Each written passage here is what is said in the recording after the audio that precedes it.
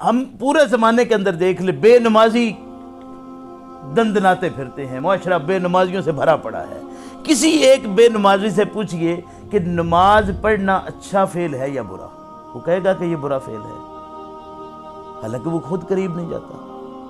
وہ یہ بات کہے گا کہ نہیں، نماز اچھا کام ہے۔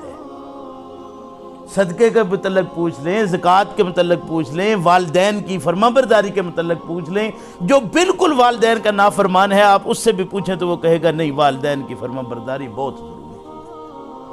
یہ کون ہے جو اس کو بتا رہا ہے؟ وہ اس کا نفس ہی ہے جو اس کو بتا رہا ہے، جس کو اللہ رب کریم نے فرمایا کہ ہم نے تیرے نفس کو برابر کر دیا ہے،